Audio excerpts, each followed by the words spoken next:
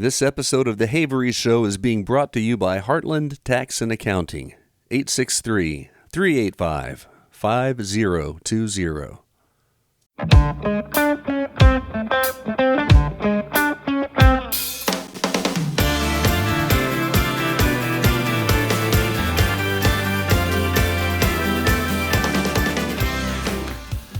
On today's episode of The Havery Show, we have a guy that I have known. Basically, I have known my whole life. Now, I don't know how long he's known me, but as long as I have a memory of anything, I remember Mickey Byrd. He was a fixture around our house. He was a great friend of the family, and he's been a friend of mine all these years, and I couldn't be happier to have you on the show this morning. Thank you very much, Mickey. It's an honor to be here. Can't believe I've been chosen for such an honor. You know, you're one of the greats. You're one of the local greats, Yeah. whether you like it or not, but you kind of know that, don't you? I guess. My wife and I were on vacation several weeks ago. We went down to South Florida, went to the Everglades. We went to Homestead, and we spent a couple nights there. We were fishing through the channels. Wait a minute now. Was it the Alcatraz that you spent the night? No. No, okay. No, there was you no weren't caught. Alcatraz at that point. You haven't been caught yet. Have not been caught yet, and I think the statute of limitations is almost run out, so they're going to have to catch me soon. We were flipping through channels in the hotel at night, getting ready to go to sleep, and we came across Emergency. Remember with Gage and DeSoto? Oh, yeah. That show? Great show. So we saw a little bit of that and thought, well, shoot, we're going to watch this from the beginning. So we got back to Sebring. I found it on Peacock, and we watched it on episode 1, and we started at the beginning. The reason I say all this is because the first 2 episodes of Emergency had to deal with, back in the late 60s, early 70s, and this was in L.A., when they were trying to make it so that the firemen could become paramedics. Oh. And the whole controversy of whether these people on the field who were not trained as doctors should be allowed to administer certain types of medicine and have defibrillators and all those things, and the controversy and how there was a law that had to be passed and everything. It was very interesting. I don't remember any of that part when I was a kid. I just remember, the action stuff. Yeah. You were on the front end of Highlands County EMS. You were one of the very first EMTs that Highlands County ever had. Talk to me about that. Okay, well, it actually started at midnight, December 31st of 73, I believe it was. I started in February of 74. So they had the original Dirty Dozen. The original Dirty Dozen. Yeah, all right. How many of those can you recall? Oh, gosh. There was Edgell Moore, who was at one time my brother-in-law. There was a man named Fordham, Metz Fordham. Was he related to Irvin? Yeah. Okay, brother maybe? I think it was his uncle. Okay. Yeah. And Grover Johnson, who was, to me, the best EMT.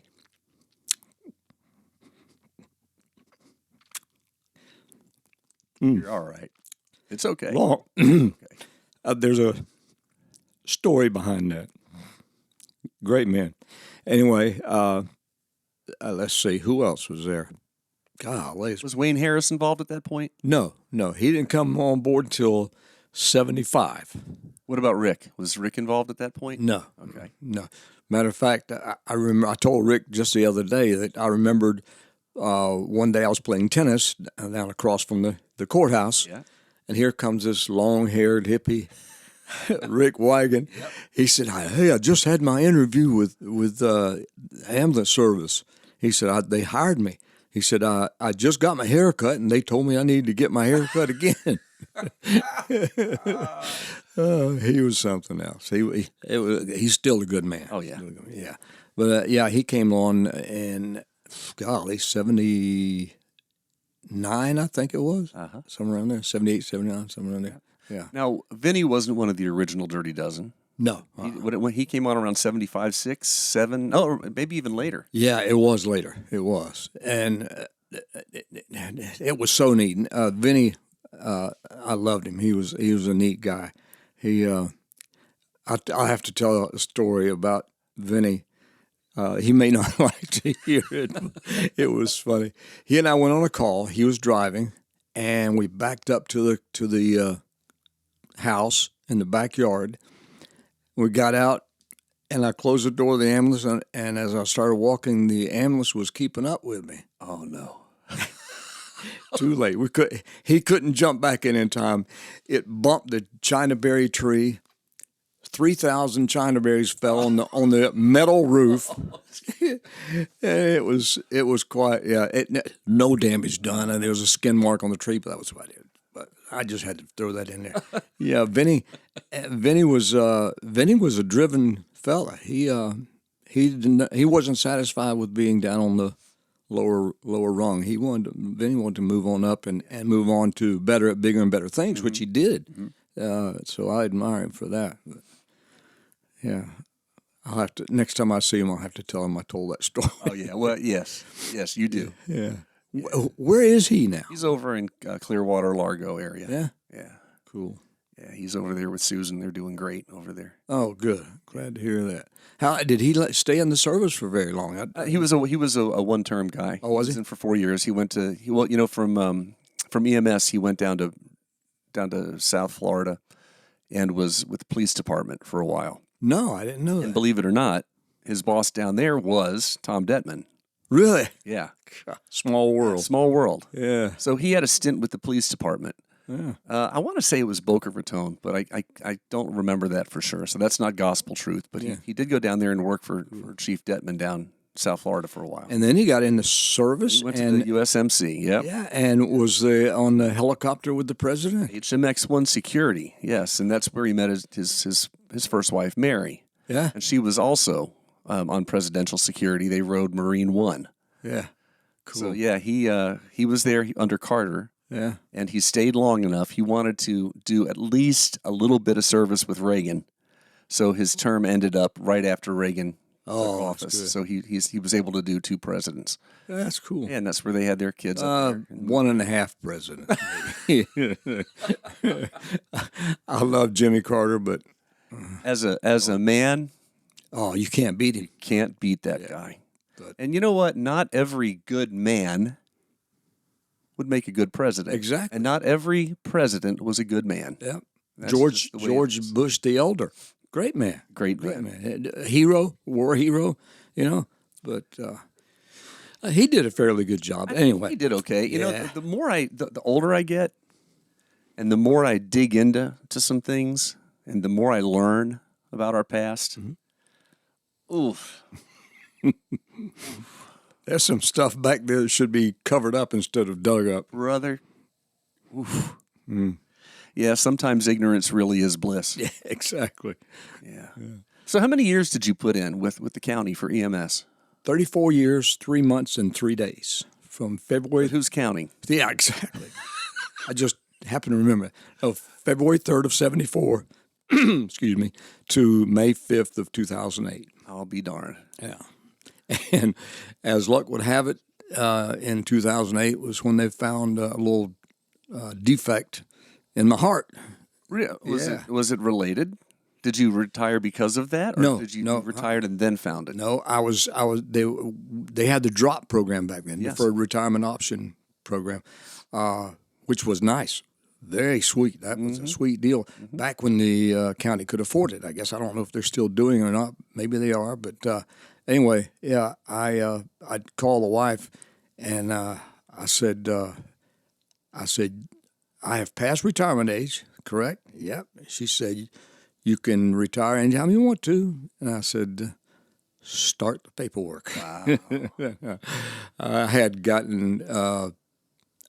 Well, I wasn't the paramedic that I wanted to be. Okay. That I used to be. Yeah. My skills were slipping, and so I decided instead of dropping down to EMT level and just handing the paramedic this and loading the stretcher and all that, I thought, well, it's time to just get out. So that's what I did. So I'm sure Florida's different than California, clearly, and Highlands County is different than Los Angeles County. Yeah. But the guys on emergency, Gage and DeSoto, they had defibrillators, and they could administer IVs, and they could do all that stuff. Were you guys allowed to do all that stuff, too? Yes, everything. everything. So there's levels. So EMT is EMT, but paramedic is above EMT. Is that Right, correct? And right. you were Paramedic. paramedic. Yeah. We all went to school at the same time to become paramedics, and it was in '84 or '85, I believe. I think '84. Anyway, we all passed our test, and got our certificates. That was a big day too. You're getting it in the mail, so people would call in on the radio instead of calling in as A3, which was ambulance 3. They started calling in as ALS 3.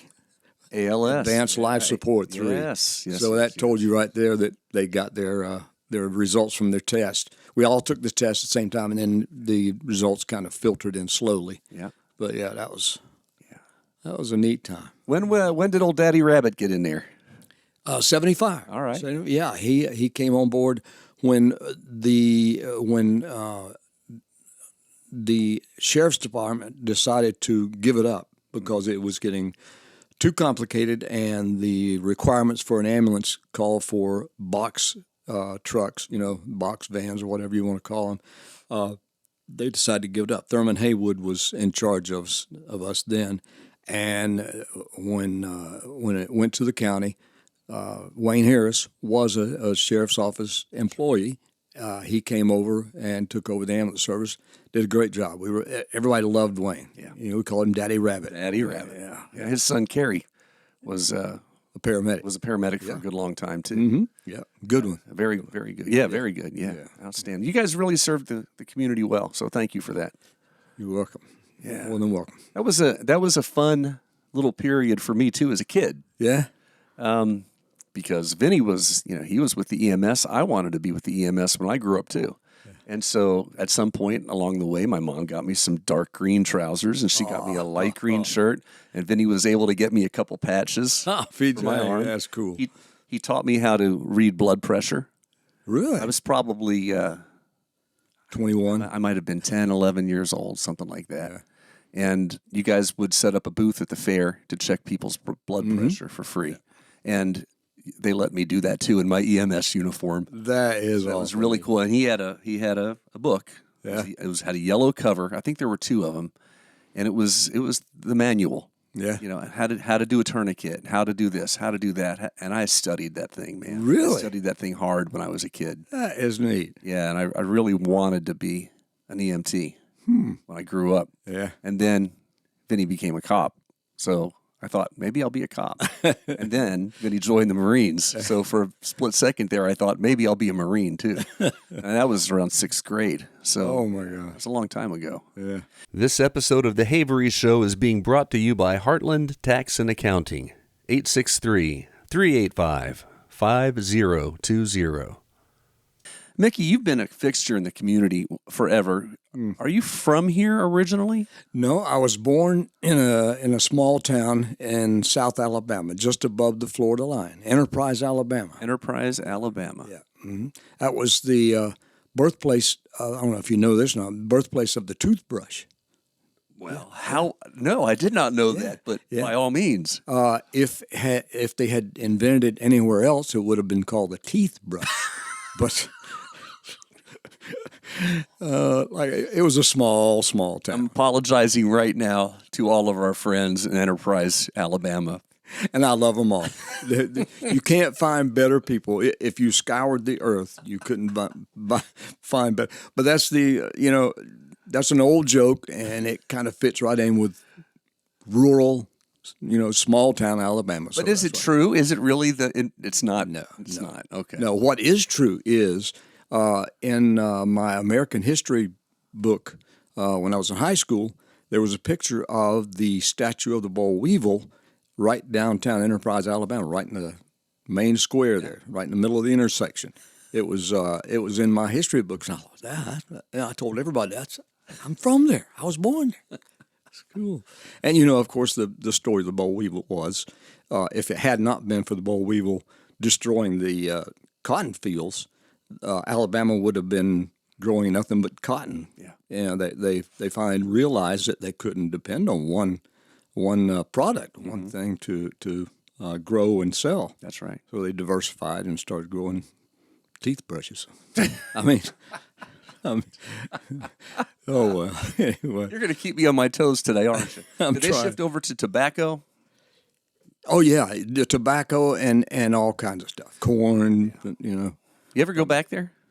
The old hometown? I went back there when I was headed to Mobile for my niece's wedding, and it was so neat. My brother and I took my brother because it was his daughter getting married, and we were running around Enterprise looking at the old places and found. And I remember, I thought we had found my uncle's old house. Really? And I'm sitting there looking at the porch and the swing and the screen door and the clay roads and remembering the mule-drawn wagons coming up the road and things like that. I got all misty-eyed. And Ron looked at me and said, "Mickey, this is not the right address." Those nostalgic feelings went. Shoo. Oh, wow. But yeah, it was nice to go back there. Mobile is just incredibly beautiful. My niece had a wedding at an old what used to be a house with a carriage house where they kept the horses in the carriage and all, and we got to see all that. And the hotel was just, I can't describe, just grand. Yeah. It was grand. Old, very old, but Yes. grand. Yeah. And it was a perfect setting for my beautiful niece and her wedding. Fantastic. Yeah, it was neat. Yeah, that's wonderful. So how old were you when you left Alabama to come to did you I come was- straight to Sebring? Yes. No. I'm sorry. Went to Avon Park. Okay. I was about 3 or 4 years old. I came home from kindergarten, told Mom and Dad, I said, "Load up. We're going to to Florida right now. We're getting out of here." And now we ended up in Avon Park for a couple of years, and then in 1960, What brought your family to Avon Park? my dad's people lived in Frostproof, worked in Frostproof, and were making good money driving trucks. His brothers were, Yep. and that's what he was doing in Alabama. Did they work for Ben Hill Griffin? Where they do? Yes, Okay. yeah. So he came down and got a job with them, working, driving a truck, and so that's what drew us down to Avon Park. I don't know. I'm not sure why we didn't move to Frostproof. Maybe they thought it was just too small, and so we moved to Avon Park, and then in 1960 we moved to Sebring. Yeah. Yeah, that was quite a change. Frostproof is an interesting place. Yes, it is. It has escaped time. Pretty much, other than the McDonald's and the grocery store. I think the grocery store's been there for a while, but it really hasn't. It hasn't changed hardly at all on 17. Yeah, and what befuddles me is the money that Ben Hill Griffin. Who has more money than Ben Hill Griffin? And why wouldn't they build the place up? Why wouldn't they modernize or anything? I remember last time I was there, it looked so much like It's like, a funny story. I had a cousin that was the police chief for a while there. And when I was in the National Guard, one of the guardsmen from Frostproof told me a funny story. He said Halloween, they were always pulling pranks, Halloween, he said, I took a toilet and put it right in the middle of the main intersection, it was late at night and nobody around. And then he said we'd scurry off and hide and watch. And here come my cousin, drove up, got out of the car, looked around like, "Who did this? I'll find you, by golly." And he had to pick it up, put it in the trunk of his car, and take it off to the dump or wherever. Oh man, that's good. Yeah. I don't think people do pranks like that anymore. No, and why not? I don't know. Those were good things to do. We might have to bring that back. We might have to. I've got a toilet at the house I need to replace. Maybe we could. We could put it at just the right spot. You think that Chief Hoagland would mind very much? No. Nah, he wouldn't care. Probably lock us up. Yeah, he probably would. I had 3 episodes ago, I had Howie as a guest. And Really? Paul Antone, yeah. And we talked about Howie's days as Tom Horn, the pro wrestler. And, it was cool. He had some really good stories. He was a big guy, you He know. still is a big Is guy. he really? I haven't seen him in a while. Only that guy hasn't aged. I greeted you at the door, and I saw him pull up. I greeted him at the door, and Good gosh. he right now. Now my memory isn't as great as it used to be, but I think that Sheriff Godwin is bigger now than at any point that I've ever seen him. Man, He's a monster. he should get back into wrestling. He could. Yeah. He could. And do you know Paul Antone? No. He's been around forever. He had Arcade Pets. He owned Arcade Pet Store. Anyway, great guy. Yeah. So I had two pro wrestlers, and we talked about all kinds of stuff. It was a lot of fun. That's neat. Speaking of wrestling, this episode of the Havery Show is being brought to you by Heartland Tax and Accounting, 863-385-5020. You've never been a pro wrestler. Not for very long. Not for very long, but you are an outstanding athlete and tennis player. You're right. You're half right. I was a tennis player. Oh, Lord. That was a lot of fun. Well, you did that are you still playing tennis? No, as a matter of fact, I started playing pickleball. You jumped on the pickleball bandwagon, didn't you? Yes, and I'm glad I did. That is so much fun. Yeah. So much fun. And there's so many good guys and girls out there playing. You can always find, and to everybody out there, listen, get into it. You can find your level of competition somewhere.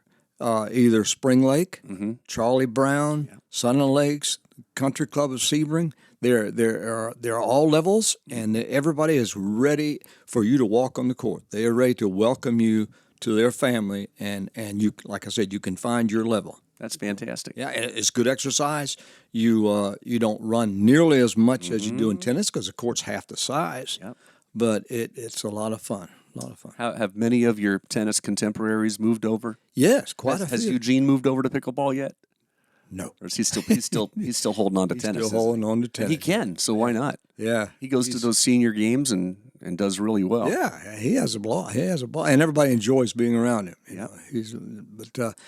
One of the best tennis players that I know was a guy from Cincinnati that moved down here and walked on the tennis courts out there at the country club when I was out there playing, and we met and became fast friends.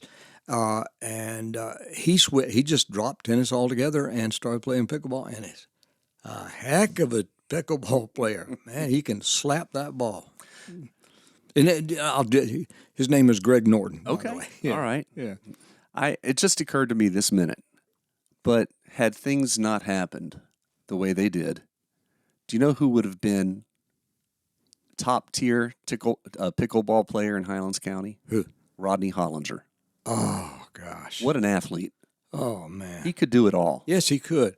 I remember seeing him up at the Armory in Avon Park when it was a basketball gym, and seeing him play basketball. Golly, he loved that game. He did. And he was so good at it. And then to see him on the courts. Oh my gosh. Oh my. I actually won a game. Now, believe it or not, I won a game off Rodney Hollinger. Did you have the flu or something? Did you have your leg in a cast? Or did he have the flu, or did he have his leg in a cast? He didn't care. I think is what it was. I'll never forget it. I won a game off Rodney Hollinger, but he was so good. Yeah, he could play football. He could play baseball. We used to, me and him and Larry Johnson and some other guys would go out and hit baseballs and hit softballs and go throw the football. What a great athlete. Yeah. Yeah, Rodney on the basketball court, he was a student of Pistol Pete. Oh, really? He loved Pistol Pete, and he would do a lot of those moves. Golly. Yeah, there was a time there for a few years when there was a bunch of us that would go down to Sebring Middle School and play basketball. And, man, it got cutthroat, and it was competitive, and your elbows flying everywhere, guys getting pushed and shoved. And that was fun. That was a fun time. Bet. He was a fun guy. He really was, and he would have picked up pickleball like a duck to water. Mm-hmm. Yeah, he would have loved it. He would have been great. Now let's clarify something. Let's do. When I say fun guy, I don't mean that stuff that grows in the bottom of your petri dish. I mean a fun guy. He was. Yes, he was. Yeah. Yes, he was. Yeah. We miss him. And he was. I miss him. I miss him every day. I've got these triggers everywhere. You know, every time I walk into this studio, you know, there's his keyboard is sitting right over here. Yep. Every time I go to use the restroom, there's that poster right there. And there he is. Oh my God. And if it's not that, it's something else. You know, if it's a band practice or if it's a church thing or, you know, I go to church with Dawn and I look up on the platform there and I see his spot, you know, and yeah, I miss him. I miss him terribly. He was a good guy. Yeah, he was. Yeah, no I doubt. remember a little bit softer now, a little bit softer now, a little bit louder now. Yes. Oh, they played some great music. Oh, man, we had a ball. I remember at our 25th reunion, you little runt. What did I do now? Yeah, we had our 25th reunion at the Holiday Inn. Yeah. Which tells you how long ago that was. Yeah. Trax Lounge or just in the ballroom? I don't remember. Where did we play? I think it was in the ballroom. Okay. Yeah. But you brought up the fact that, you know, I was born the year you guys graduated from high school. And there was a collective groan like, oh, I had to mention that. Wow. Well, sorry about that. Yeah, sorry, well, not sorry. Oh, yeah. Oh, well. I'll remember that. That was pretty fun. And you guys did the Sgt. Pepper's Lonely Hearts Club Band. Yes, You went out for your break, and when you came back in, playing the marching song, and it all dressed up, and that was cool. Yeah, we used to. That was Rodney's idea for us to do costumes. Yeah. Back in those days, it would have been me and Rodney. It could have been Richie playing the bass, and it would have been Jay playing the drums.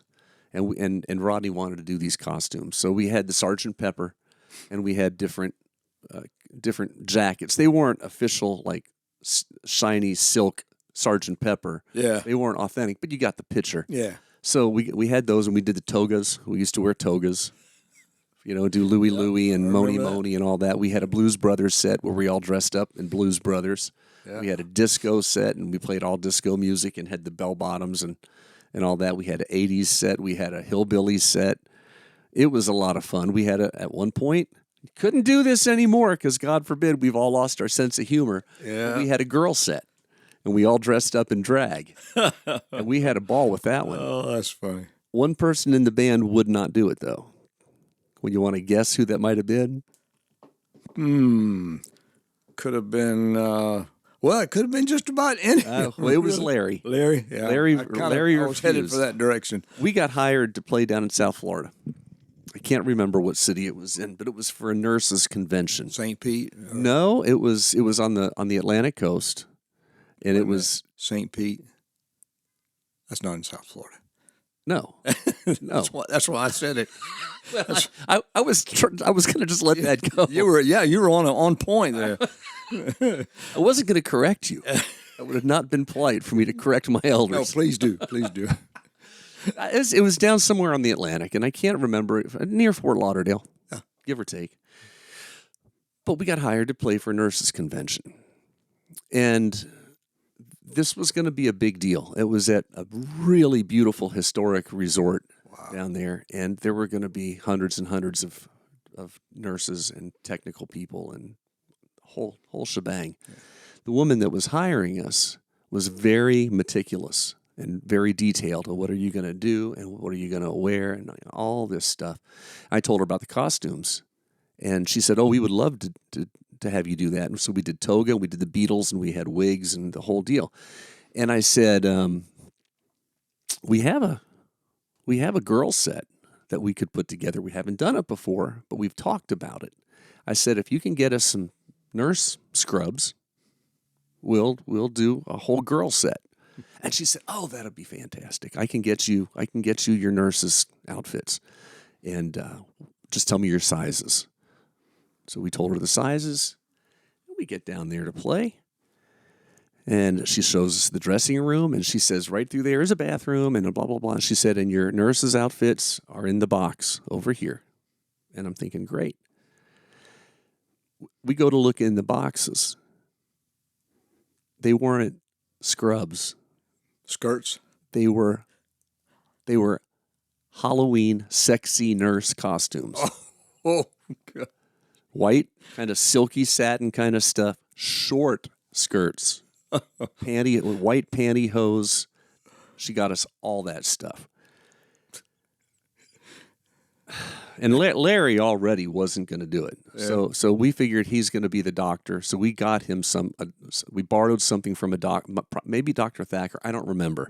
But we borrowed something for Larry because he had already refused. There's no way he was going to put on one of those things. No way. So, yeah. So we were shocked, but we went through with it and we put on our sexy nurse outfits and we went out there and played music. And at one point, there was a song, Brand New Key by Melanie. Yeah. About I got a brand new pair of roller skates. Mm-hmm. So for that one, I had my roller skates. I had a wireless mic, and I put on my roller skates, and I massive dance floor. I skated all around the dance floor, and it was a lot of fun. Oh man! But why didn't you get video of that? We do. Oh, you do have it? There's video. There's absolutely video of it. Yeah. And Rodney, I don't know if you remember this or not, but we used to play at T.G. Bailey's. And we did Halloween shows there for a couple of years at least. And Rodney always, when we did characters, I would do John Lennon, I would do Jim Morrison, Larry would do Elvis and Ricky Nelson. Rodney did Janis Joplin and Jimi Hendrix. Oh, my Lord. So I've got some real good video of Rodney dressed up in a version of Janis Joplin with a bottle of Jack Daniels with iced tea put in it, and it's something. Would he drink a little bit and get drunker and drunker? Oh yeah. I'd love to see that. Oh, I'll show it to you one day. Yeah. Cool. I don't know where it is, but I've got video of that too. So yeah, we used to have some fun in that. But we still do. Don't get me wrong. Yeah. But the guys in the band now, I don't know that they would want to do the costume thing anymore. But Rodney was the driving force behind that. They're too serious about their music. They are very serious about it. TJ was always a trooper. Jordan would do it too. Our new drummer, I don't know what he would think about that. Yeah. But anyway, we're doing a Halloween show this year, so approach him, see what he thinks. Well, he may surprise you. Our drummer is 14, so he's going to do what I tell him to do, and he'll get over it. He has to learn his rank. So he hasn't played with us long enough. He's not quite old enough yet to have. He can have an opinion. Yeah. But at the end of the day, it's not going to be too strong of an opinion. Still has to go with your opinion. He's got to cut his teeth a little bit more. This episode of The Havery Show is being brought to you by Heartland Tax and Accounting, 863-385-5020. Yeah, I mentioned Dr. Thacker. You've run circles with that guy for a long time. Yes. How's he doing? I haven't seen him in a long time. He is doing well. He's I don't know if you know Dr. Thacker to the point that when he says he will retire, he never says on October 1st of 2000, whatever. Mm-hmm. He talks about retirement and he just keeps on going. He'll go in the office, and mess around and work a little bit and whatever. But he is something. He's a trooper. I remember introducing him to a friend of mine, and the guy, of course, reached out to shake his hand, and Dr. Thacker said, "Oh, no, you don't know where these hands have been." He was always ready to laugh at himself. Oh, yeah. Oh, always. What a great sense of humor. Yeah. That was one of the best jobs I ever had. I loved working there at his clinic. Mm-hmm. And one quick story, I was working there. There's a good-looking nurse working there. And she and I were standing side by side. Well, let me start over. What they did when the patients came in, we were responsible for putting them on an oxygen IV, the EKG machine, all that good stuff, get them hooked up, and then they'd go in, have the procedure done, come back out, and we would reverse everything, take everything off. And of course, they would come out in a fog, in a mental fog, and they weren't real sure about what was going on, and looking around. And there's one guy, there's a black guy about my age, had beautiful hair, black and silver hair, just as beautiful. And he came, they brought him in, and she and I were standing there talking and seeing what level of alertness he was at. And he looked up and he mumbled, he said, you sure got pretty hair. And she looked down. She said, well, thank you very much. He said, I was talking to him. Of course, my hair was the same color as his, but not as good looking. That's I'll never forget that. So did you go straight from the county over to Dr. Thacker? No, I worked there while I was really? a paramedic. Yeah. Oh, most guys will have a lawn service on the side, but you decided to go work for Dr. Thacker. I had that too. I had that for quite a few years. Yeah. Long years. Oh my gosh. Yeah.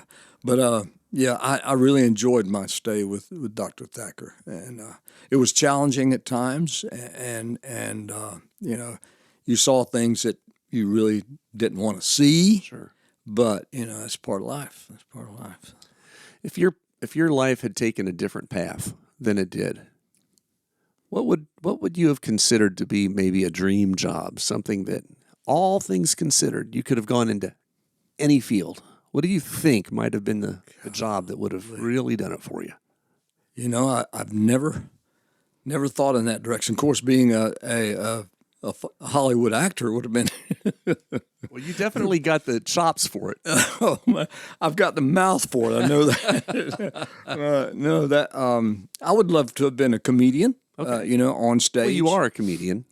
Maybe you don't have a physical stage, but your whole world is a stage, Mickey, and you are a comedian. I mean, so let's just, maybe you're not getting paid for it. Yeah, that's the thing. Yeah, the pay isn't there. But yeah, I do treat the world as my stage. I really do. It's just something that I've always, and I think it started back. This is kind of a strange story, but I think it's true. When we moved from Sebring to Avon Park, we moved from Red Devils to Blue Streaks, and that was tough. That was, that was quite a rivalry. Well, yeah. So, I was kind of treated like, you're from Red Devil country? Mm-hmm. Sit over there, And it was kind of rough, and I used humor to make friends, to start conversations and to make friends. And it built from there, and I enjoy it. I really enjoy watching people smile and laugh. I do it all the time. Whether I'm in a grocery store or the Jackson's Minute Market or wherever, on the courts, I like to kid around, and it's gotten me out of a few scrapes and things. But the couple of EMS stories that I think the public would be interested in. One was an automobile wreck, and what we did back then was when a call came in, the closest ambulance, because we were stationed around, closest ambulance took the first call, and they would run lights and sirens and go as fast as they could go. The second ambulance, if there was a need for a second ambulance to kind of follow them up and give them aid, we had to obey all traffic signals and everything. We couldn't, all the traffic laws, we couldn't speed until they called us back and said, get here now. So anyway, I was a second ambulance on a automobile accident, and we kind of sensed that it was worse than they thought because we kept calling them and got no answer. So we hurried on down there as much as we could. Just as we pulled up, the ambulance was parked right next to the side of the road, and the stretcher was coming around the side of the ambulance with a patient on it, and they were doing the bumpity bump. I thought, oh my gosh! So I grabbed gloves. My partner and I grabbed our gloves, jumped out, and by the time we got there, they slammed the door and were getting ready to take off. And when they slammed the door, something fell out, hit the bumper, and it hit the ground. Now I looked down, and it was a piece of a tennis shoe, a piece of a sock, and the guy's big toe. And I looked around, there's people everywhere, and the press was already there. And I discreetly bent down, picked it up, and just kind of held it in my hand. And I saw the supervisor over on the side of the road putting away the jaws of life that they used to cut him out of the car. And I went over and I said, Jimmy, this just fell out of the ambulance. I said, what do you want me to do with it? I kind of showed it to him where nobody else could see it. And he looked at it and he said, Mickey, you know what to do. Call a tow truck. I apologize for that. I'm going to have to ask you to leave now. You had me Hook, line, and sinker. Oh, Lordy. There was, well, this was. Wait a minute. This stop. No. This I is need to series. recover. Golly, Mickey. Holy moly. Okay, go ahead. That's, this is a true story, and Okay. it's kind of sad, but yeah, true story. It worked out, as we went along. There was a baby born 3 months premature, and none of us had ever seen a baby 3 months premature. My partner and I showed up at the hospital to transfer the baby to Orlando, to more skilled, higher level of care. And my supervisor told me, he said, learn everything you can about this because we know nothing about it. Check with the, if you can get the doctor, get the surgeon off to the side, talk to him, and ask him as many questions as you can. So we got to the hospital.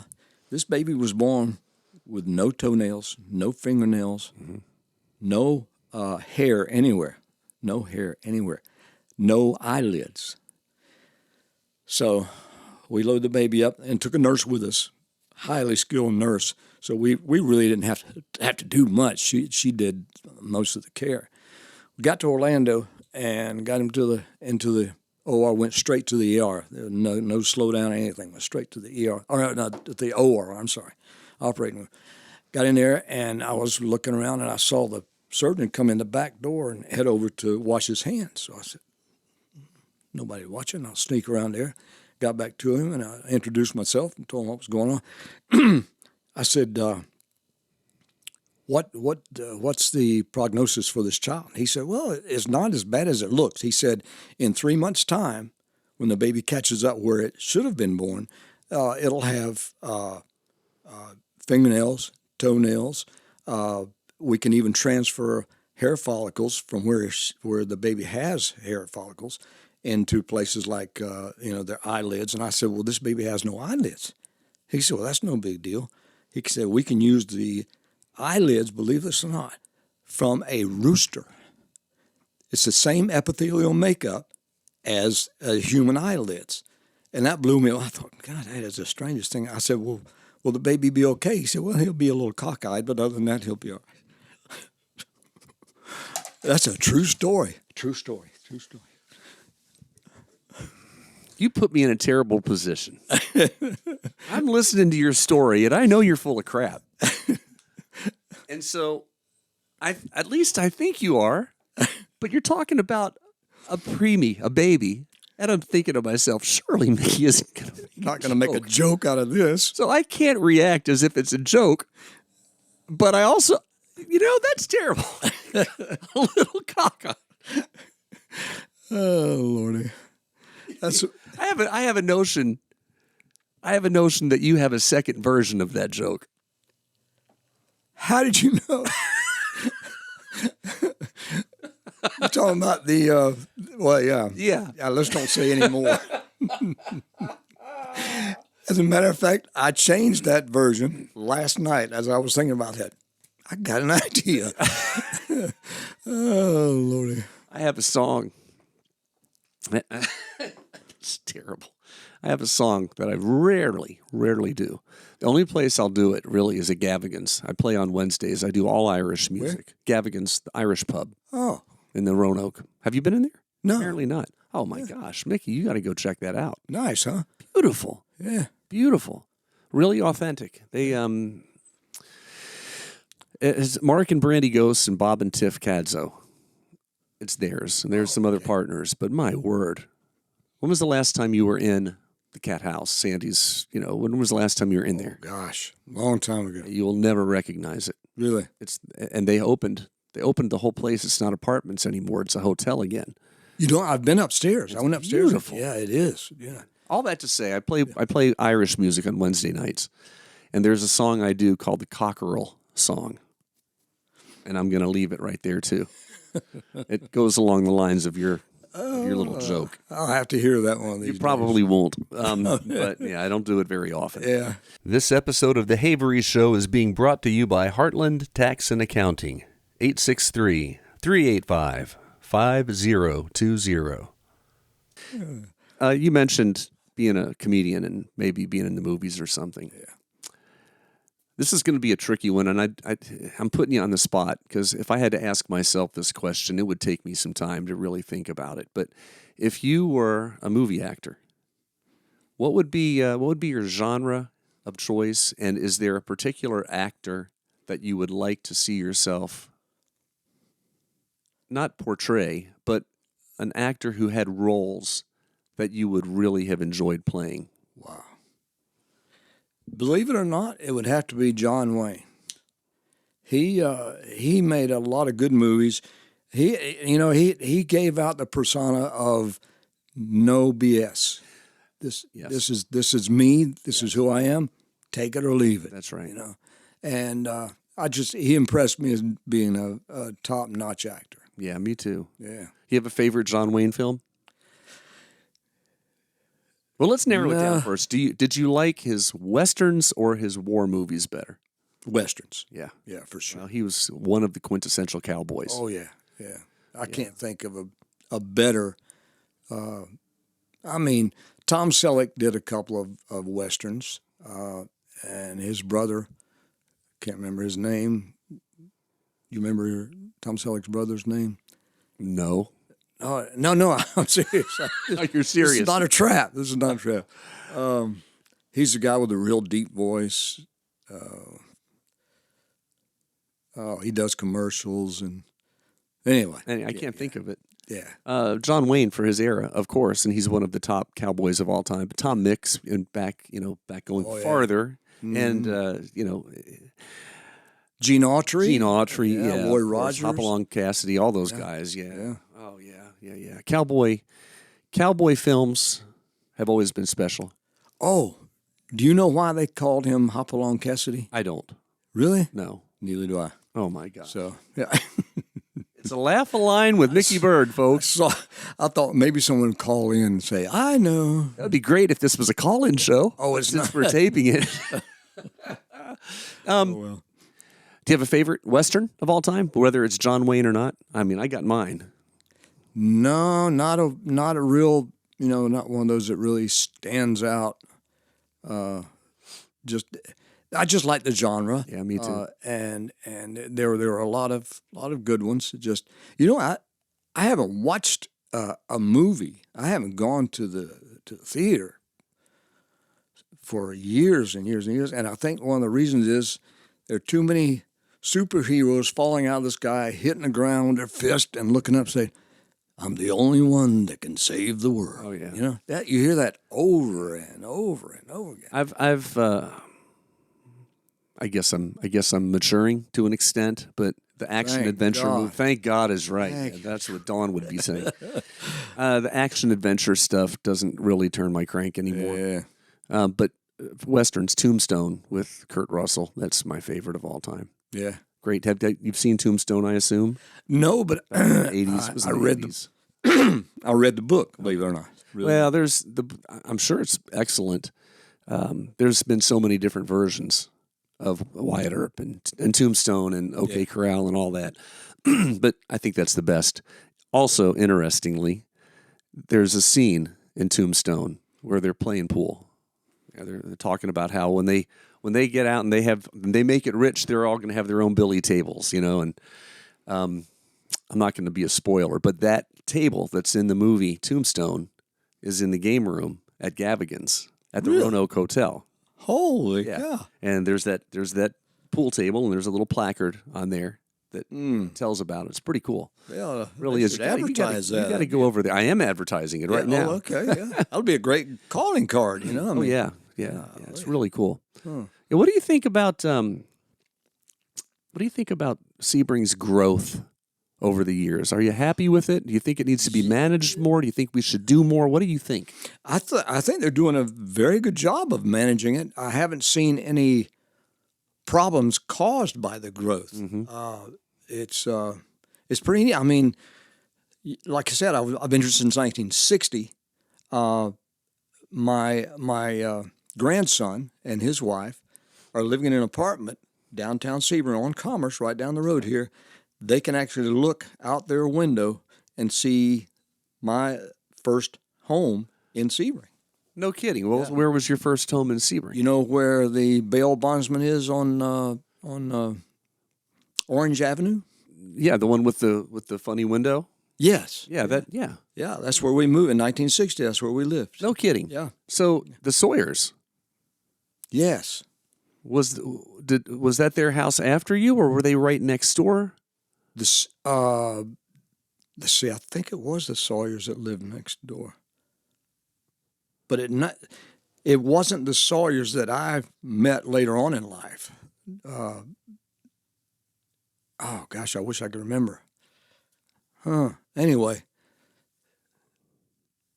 No, I can't. That'll give you something to chew on. Yeah, I'll have to. I'm pretty sure Jeff Sawyer and his family, Susie, I think they lived. I thought it was that house and that it had been remodeled, but it might have been the one right next door. I'm not positive either. So the house with the wood face and the octagonal window, that was your house, in your family house. Until 1964, I think it was, 65. We moved to Hiawatha. Okay. 175 Hiawatha Place. Nice. Which is now a part of the church there. Mm-hmm. Yeah, the church bought it and turned it into a rectory or whatever.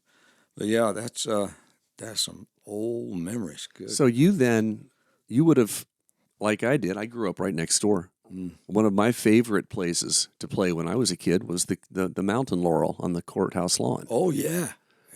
I called it the poo tree from Winnie the Pooh. I don't know why, but that's what I called it when my kids were little, and we would bring them down to the poo tree. Yeah. So my kids know it as that. So that had to be a big tree when you were a kid, yeah, and I'm sure you climbed all over that thing. A neat story about that tree.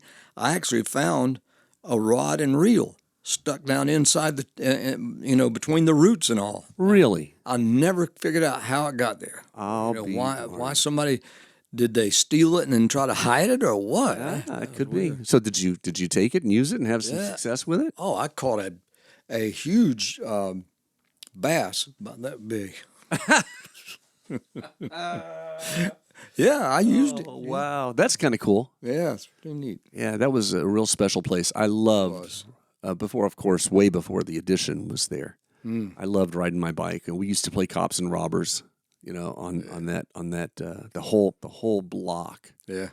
Me and David Tavernier and Clark Patterson and all those guys, and man, what a fun place to grow up. Yeah, it was. Downtown Sebring was calm. The old thing about you turn your kids loose and let them go and tell them to be back by dark. Absolutely, I mean, that stood true. Yeah, 100%.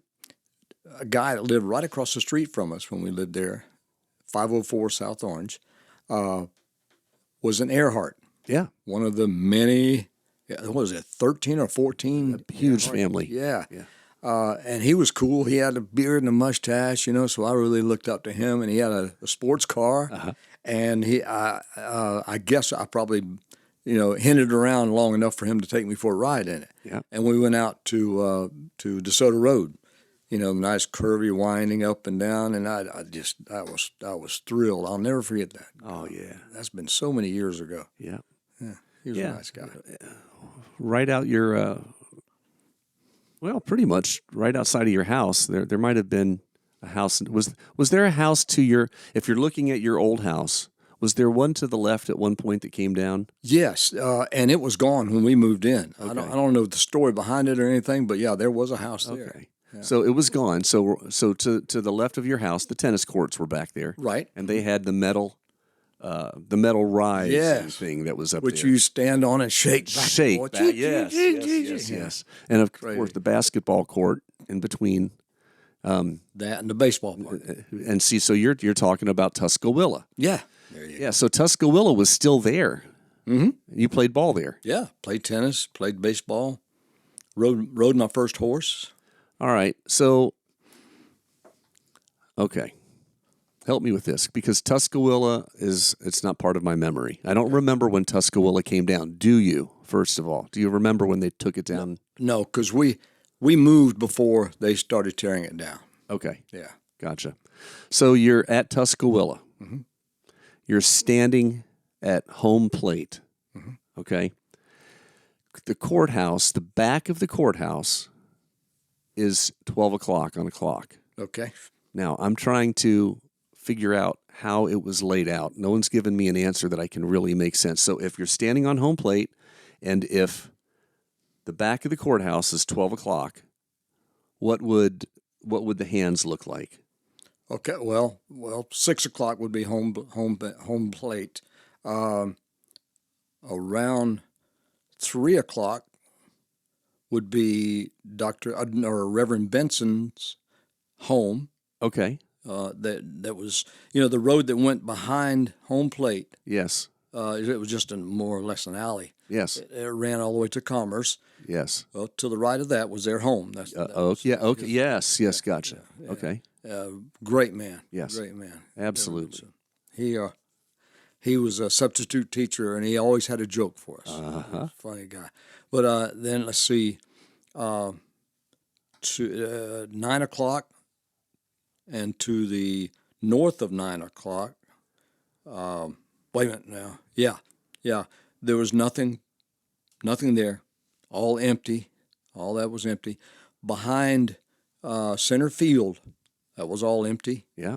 And I remember one day during a Little League game, Sarah Richter showed up with her horse. Really? Yes. And I somehow talked her into let me take a ride. No. So yeah, this was so funny.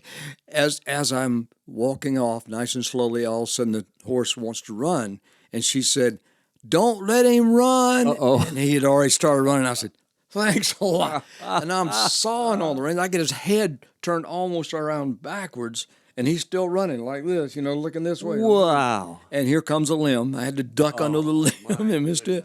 And he went right up to Orange and slammed on brakes. And I jumped off as quickly as I could and finally was able to turn him around and take him back to Sarah. I'll be darned. Why? I guess he didn't like asphalt or whatever, but he slammed on brakes right there. Thank goodness. I don't know where he would have stopped if I hadn't. Remember that? Yeah, that was weird. It wasn't. I remember when I was a kid, it wasn't completely unusual to see a horse every now and again. Yeah. Back in the days of the mosquito truck. Oh yeah, and back in the days that there used to be an ice cream truck from time to time, somebody would get the great idea, let's have an ice cream truck, and it would last for a little while, then it would go away, then somebody else would bring one in. Yeah, it was a lot of fun. Growing up here was a treat. It was really a treat. Yeah. And for me and Dawn to raise our kids here. Yeah. Nice, safe place. Really, honestly, it really, really was. This episode of The Havery Show is being brought to you by Heartland Tax and Accounting. 863-385-5020. I have so many stories about downtown. Donald Skipper, the family, a stalwart family, just backbone of the cattle industry in Highlands County. Donald lived a couple of streets over with his mom and dad, or his mom had passed away early. His dad, his sister, and his 3 brothers, I believe. Anyway, big family, nice family, great family. But Donald had an old sailboat, and this thing was probably 10, 12 feet long with a mast about that tall, about 12 feet tall. And we got the bright idea of balancing it on his bicycle and running it from his house up Commerce, up to the circle, across the circle, and down to the city pier. On a bicycle. Yeah, on a bicycle. That was sketchy. That was scary. And we did it. We pulled it off. We got it down to the lake, put it in the lake, and there wasn't a puff of a breeze. So we're paddling along, and Donald sees a boat coming in our way. He said, "Put the paddle down. Put the paddle down." I said, "What?" He didn't want to be seen paddling a sailboat. If you're not a good enough captain to have a sail full of air, full of wind, then you're not a very good captain. How old were you at that point? Oh, gosh, 14, 15, somewhere around there. That's cool. The city pier looked a little different than it does now. Oh, my God. Was the band shell still there? No. Okay, that had already come down. Yeah. That was a neat time. So, like I said, I got so many funny stories.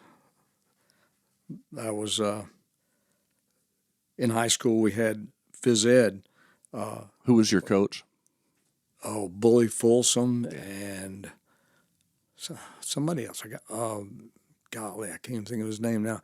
Bully Folsom. I don't know if you know him. He was my PE teacher. Was he in really? Middle school, yeah. Oh my gosh, he was, and he got his name from the way he treated us in those years. Mm-hmm. He was a bully, Yeah. and of course, a couple of guys like Steve Gustat. Oh, yeah.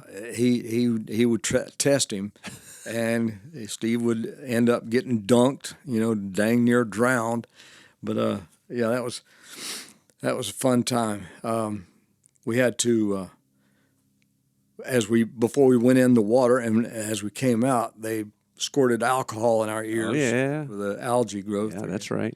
Yeah. You had the algae growth, and then there was, I don't know if this happened to you or not, but as a kid I would get, and I think it was from the lake, but I would get kind of like a fungus, and part of you would tan and part of you would stay white because of that. And we always used to have to get sulfur soap.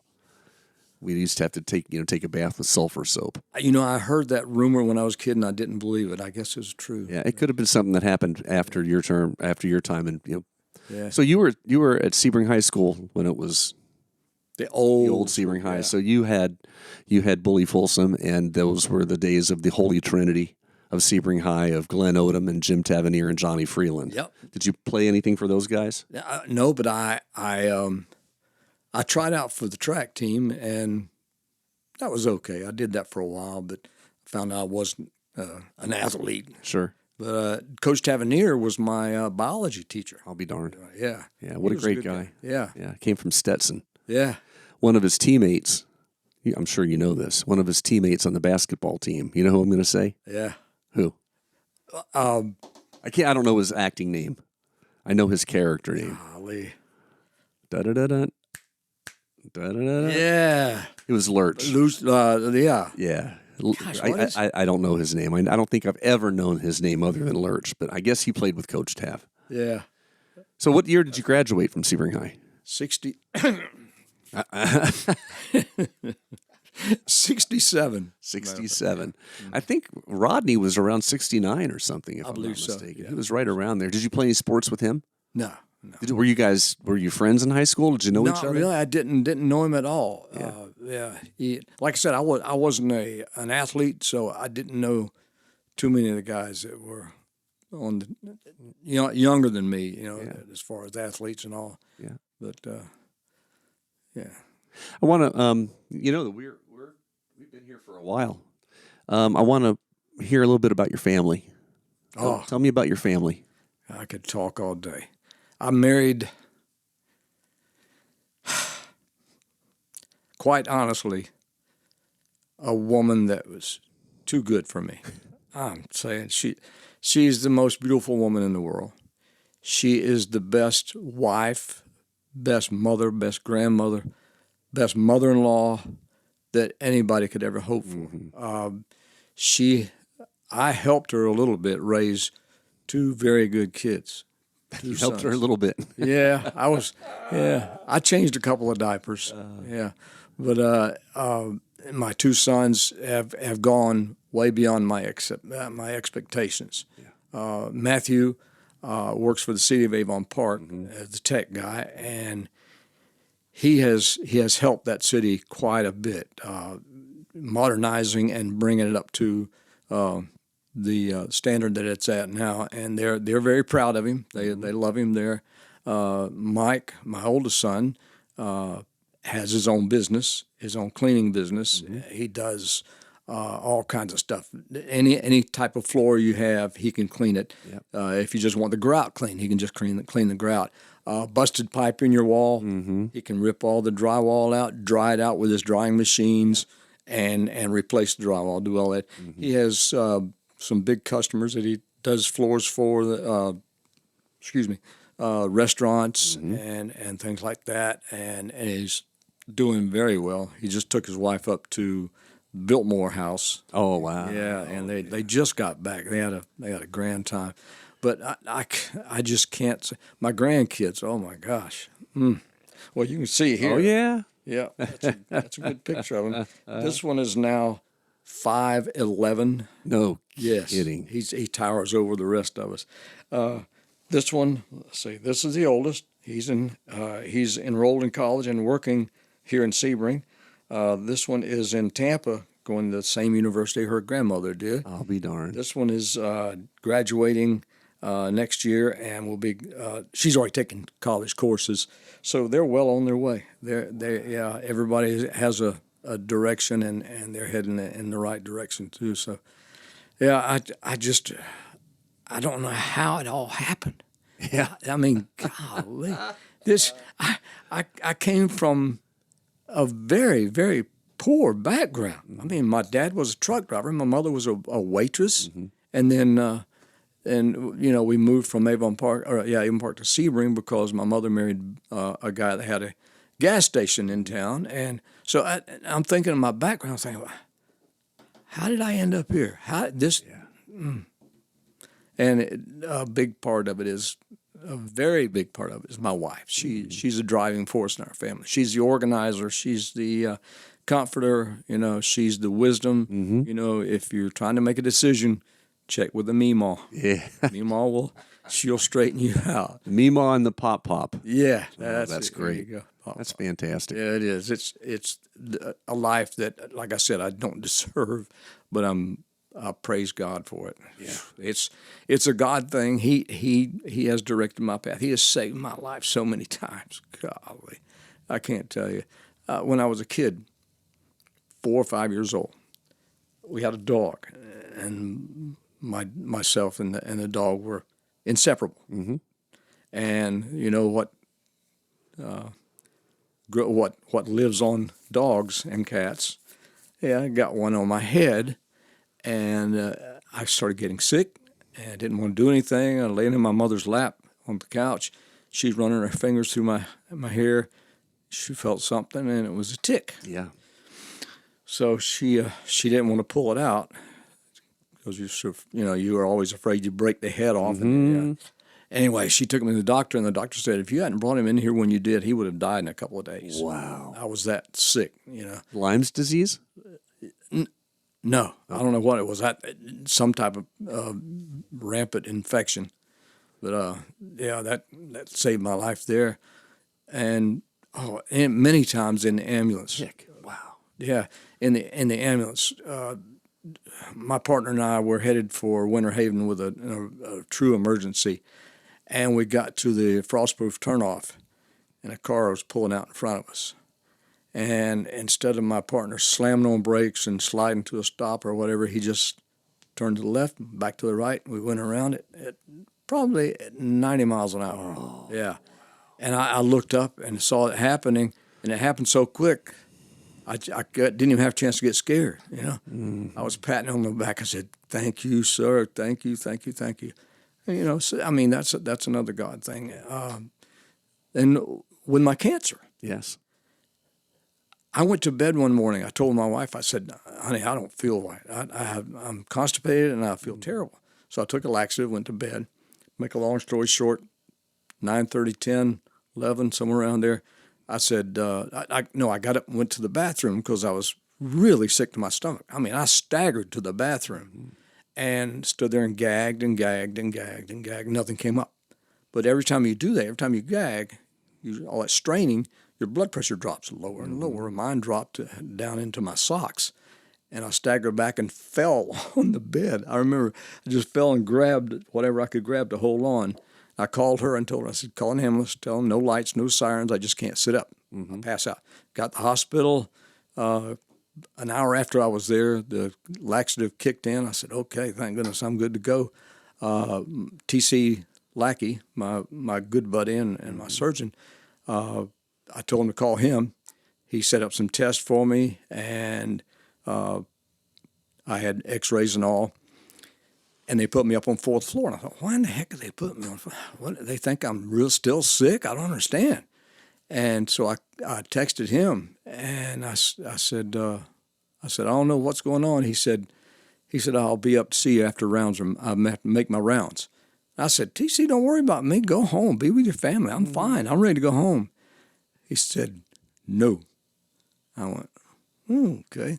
So he came up, 11 o'clock that night, patted me on the leg, said, Mickey Byrd, you've got cancer. And I thought, are you kidding? Cancer?